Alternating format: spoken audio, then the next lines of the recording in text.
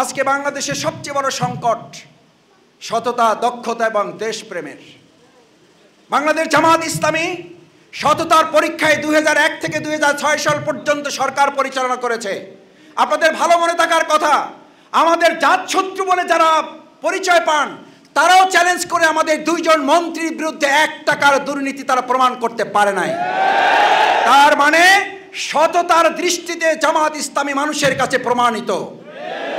যোগ্যতার দৃষ্টিতে বাংলাদেশ জামাত ইসলামীকে মনে করা হতো, কেউ কেউ বলতেন বাংলাদেশ জামাত ইসলামীর নেতারা শুধু মসজিদ পরিচালনা করতে পারে, জামাত ইসলামীর নেতারা শুধুমাত্র মাদ্রাসা চালাতে পারে, শুধু ইমামতি করতে পারে, শুধু মিলাদ শরীফ পড়াতে পারে, শুধু কবর জিয়ারত জানাজা করতে পারে। কিন্তু বাংলাদেশ জামাত ইসলামীর তৈরি করা জনশক্তি সংসদ সদস্য হতে পারে, মন্ত্রণালয় পরিচালনা করতে পারে এবং সেটাকে মডেল করতে পারে। এই দক্ষতার প্রমাণ বাংলাদেশ জামাত ইসলামী দেশবাসীর কাছে রাখতে সক্ষম হয়েছে। আলহামদুলিল্লাহ, আলহামদুলিল্লাহ, আলহামদুলিল্লাহ। আল্লাহ আমাদের গর্ব অহংকার মাফ করুন। আল্লাহর একান্ত দয়া। আজকে বাংলাদেশের সবচেয়ে বড় সংকট সততা কিছুটা থাকলেও, যোগ্যতা কিছুটা থাকলেও আজ বিশ্বাস করা কঠিন কে এই দেশপ্রেমিক আর কে দেশদ্রোহী।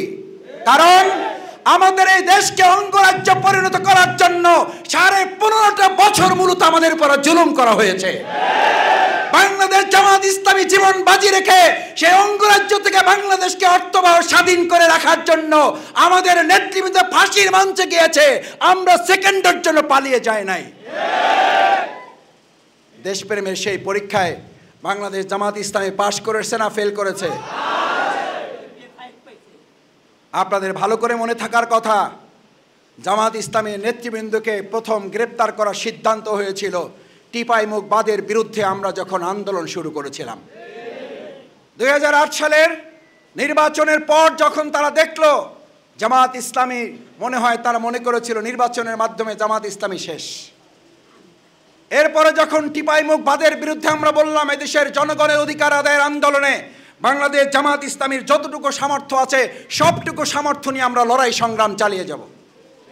আজকে আমরা যে কথা বহু আগে বলেছিলাম সেই কথা আজকে ঢাকা বিশ্ববিদ্যালয়ের শিক্ষার্থী শুধু নয়, গোটা বাংলাদেশ ছাড়িয়ে বিশ্ব থেকে সেই আওয়াজ উঠেছে। এই ফেনী, নোয়াখালী, লক্ষ্মীপুর, কুমিল্লায় যে বন্যা হচ্ছে, এই বন্যার জন্য আমরা শুধু নয়, আমরা সেদিন বলেছিলাম আর আজকে গোটা বিশ্ব বলছে এই বন্যার জন্য প্রতিবেশী আধিপত্যবাদী সরকার 100% দায়ী। সেই টিপাইমুখবাদের বিরুদ্ধে কথা বলার পর তারা সিদ্ধান্ত নিয়েছিল জামাত ইসলামীকে ভালো রেখে বাংলাদেশে আধিপত্য বিস্তার করা যাবে না। আমাদেরকে গ্রেপ্তার করা হলো অন্যায়ভাবে। তাদের বিরুদ্ধে 71 সালের সেই মিথ্যা, অপবাদমূলক, সম্পূর্ণ অন্যায়ভাবে একটা বিচারিক হত্যাকাণ্ডের তারা প্রস্তুতি গ্রহণ করলো।